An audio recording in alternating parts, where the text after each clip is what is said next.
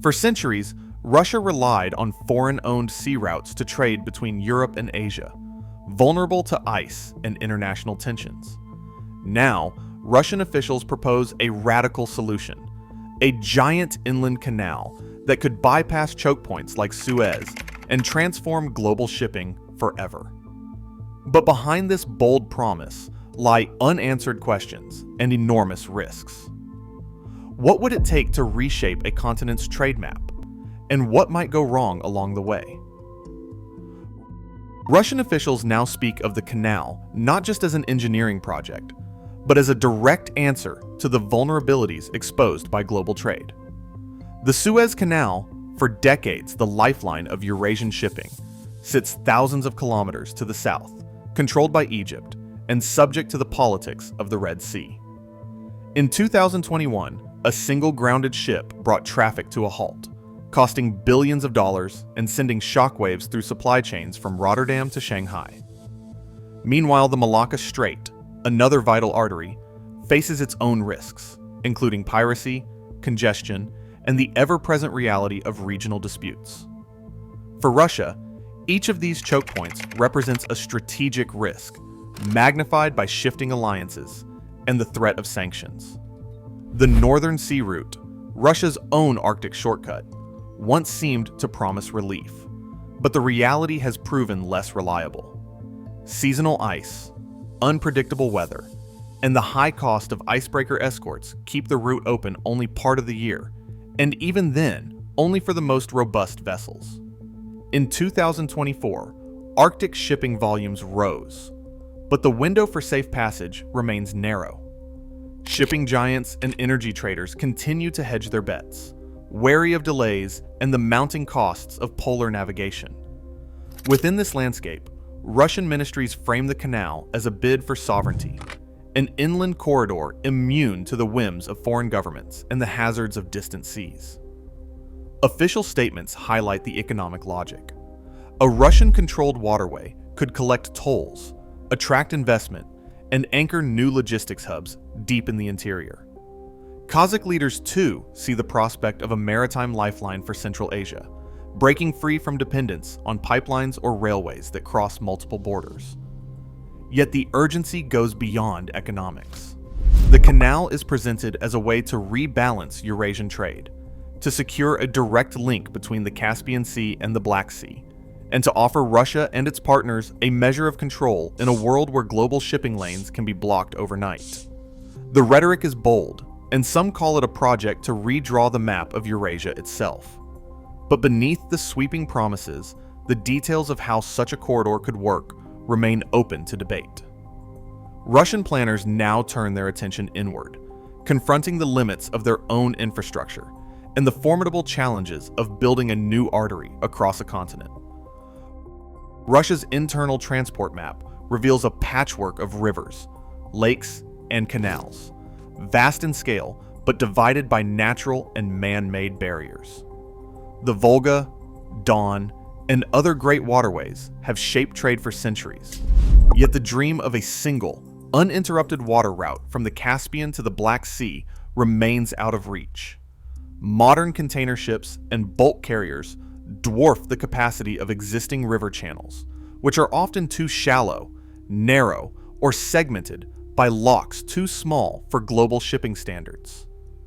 Even the Volga-Don Canal, built in the 1950s, is limited to smaller river vessels, making it unsuitable for the heavy traffic envisioned by today's planners. Railways, once the backbone of Russian logistics, now struggle under the weight of surging east-to-west trade. Freight lines run near maximum capacity, especially during peak harvests or periods of export demand. Moving goods by rail across the continent is costly and slow compared to waterborne transport, and the system's bottlenecks have become a persistent source of frustration for exporters. The Caspian Sea, despite its oil and grain riches, remains effectively landlocked, its ports connected to the world only by these overburdened railways or by river routes that cannot handle ocean-going ships. Faced with these limits, Russian engineers and policymakers have returned to an old idea: carving a deep water canal across the country's southern interior. Among the options under review, the Manachkuma Depression stands out in technical studies and feasibility reports. This broad, low-lying corridor stretches from the Caspian Basin westward toward the Don River, offering a rare stretch of gentle terrain with minimal elevation change. Just under 90 meters separates the lowest points between the two seas. Integrating existing reservoirs and salt lakes, the corridor could, in theory, accommodate a new shipping channel with fewer locks and less earth-moving than more mountainous or urbanized routes. Still, no official decision has been made. As of late 2025, Russian and Kazakh authorities continue to evaluate several possible alignments, each with its own technical, environmental, and social implications. The Manachkuma route is often cited in planning documents, but remains a leading concept rather than a finalized path. Route selection will ultimately shape the project's cost, technical hurdles, and the communities and ecosystems it touches. For now, the status focus remains on identifying a corridor that can deliver a unified, deep water link, one capable of moving the volumes and vessel sizes that modern Eurasian trade demands. Excavators and dredgers would carve a channel hundreds of kilometers long, slicing through steppe, salt lakes, and fragile river basins. The engineering plan calls for a series of massive locks, each one a concrete chamber longer than a football field, designed to lift or lower ocean-going ships as they cross the shifting elevations between the Caspian Sea and the Black Sea. Artificial reservoirs would dot the route, holding back millions of cubic meters of water to keep the system navigable year-round. According to a senior hydro project engineer, the excavation alone could reach well over 100 million cubic meters of earth, placing the canal among the largest earth-moving projects ever attempted in Eurasia. But the scale of this ambition brings immediate ecological risks. Environmental groups warn that each lock cycle could consume up to 200,000 cubic meters of water, draining already stressed river systems and accelerating the decline of the Caspian Sea, whose level has dropped 3 meters since the 1980s. Reservoirs, while essential for water management, threaten to flood grasslands and fragment habitats for migratory birds and endangered sturgeon. In some segments, groundwater tables already sit precariously low. Further disruption could trigger salinization or even desertification, turning productive farmland into salt flats. A hydro project spokesperson points to advances in canal lining and water recycling technology, promising to minimize seepage and evaporation.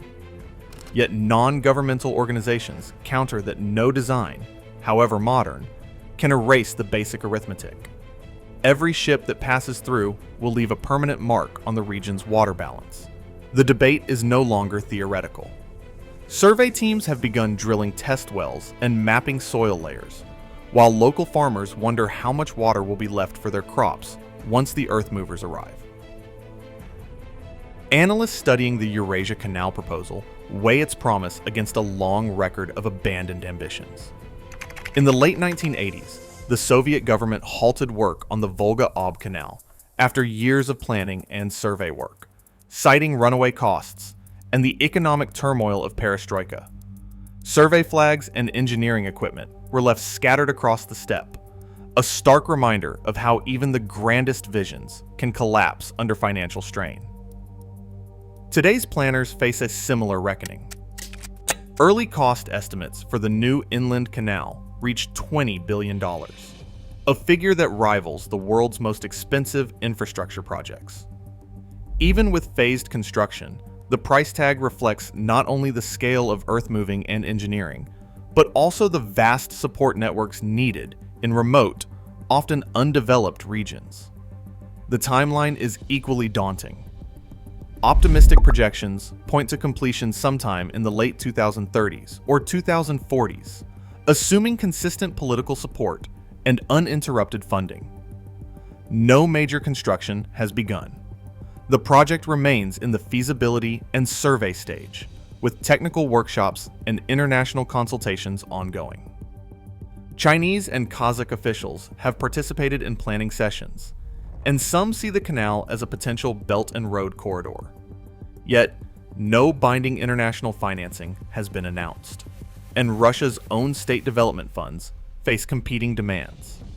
Market analysts caution that the canal's success will depend on sustained cargo volumes and stable geopolitical conditions, two variables that have undermined similar projects in the past.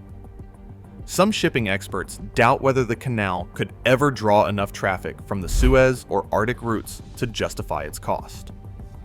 For now, the Eurasia Canal stands as both a symbol of revived ambition and a test of whether vision can overcome the hard limits of economics, politics, and history. Right now, Russian surveyors chart possible futures across a continent. As global supply chains fracture and trade routes face new threats, who controls the arteries of commerce matters more than ever. The canal's fate will echo far beyond its banks. What would you wager on the next passageway of power?